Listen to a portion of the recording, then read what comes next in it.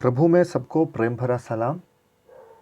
दिव्य वचन के सेवकाई में फिर से आपका स्वागत है। इस महामारी के बीच में भी परमेश्वर हम सबको सुरक्षित रखा, इसलिए प्रभु को स्तुति और धन्यवाद करें। गलातियों को पत्री पहला अध्याय 10वां आयत। अब मैं क्या मनुष्यों को मानता हूँ या परमेश्वर को? क्या मैं मनुष्य को प्रसन्न करना चाहता हूँ? यदि मैं अब तक मनुष्यों को ही प्रसन्न करता रहता तो मसीह का दास ना होता। हमेशा मनुष्य का एक संघर्ष रहा है कि वो किसको प्रसन्न करूं। वर्तमान युग के मुकाबले की और प्रतियोगिता की दौड़ में युवा पीढ़ी बहुत दबाव महसूस कर रहा है और यह हम रोज देख रहा है। नौकरी करने वाला कंपनी जितना बड़ा हो, दबाव और मांग उतनी ही बड़ी होती है। अधिकारियों को प्रसन्न करने से ही भविष्य सुरक्षित रहता है। ऐसी एक संस्कृति में हम आ पहुंचे हैं। क्या सुसमाचार के सेवकाई में भी इसी प्रकार की संस्कृति दबाव उत्पन्न कर रहा है?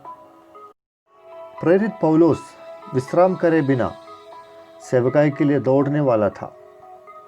अन्य शिष्यों के अपेक्षा कई गुना ज़्यादा दौड़ और मेहनत करने वाला था प्रेरित पौलुस। राजमहल से लेकर गरीब बस्ती तक उसका पहुंच था।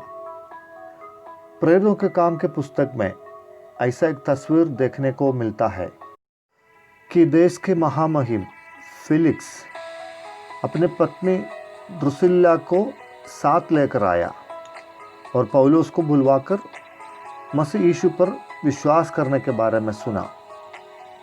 पौलुस धर्म, संयम और आने वाले न्याय की चर्चा करने पर वो भयभीत हुआ और पौलुस को भिजवा दिया।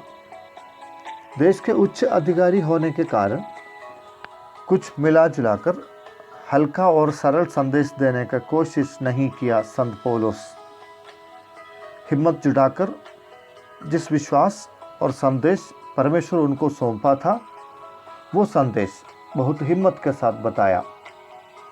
पौलुस प्रेरित ने ये बात लेकर हमको बता रहा है कि वो कभी भी सुसमाचार के प्रचार में मनुष्य या कोई अधिकारी को प्रसन्न करने का कोशिश नहीं किया, बल्कि जिन्होंने उनको सेवा दिया उसकी आज्ञा को पूरा किया।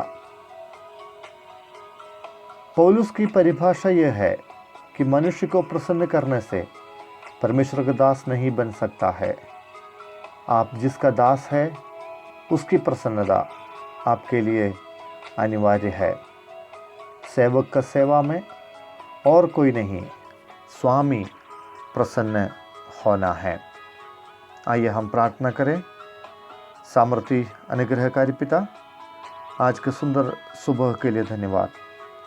आप सेवकाई हमको सौंपा और उसी के लिए हमें नियुक्त किया, इसलिए धन्यवाद। प्रभु, जो सेवा हमने पाया है ईमानदारी से उसको निभाने के लिए सहायता कर, मदद कर। मेरा आवाज़ सुनने वाला प्रत्येक के लिए प्रार्थना करते हैं। मनुष्य की प्रसन्नता नहीं, लेकिन परमेश्वर की प्रसन्नता को चाहते हुए आगे बढ़ने में हमें सहायता कर। प्रार्थना ग्रहण करने के लिए धन्यवाद। यीशु नासरी के नाम से दुआ मांगते हैं, आमीन।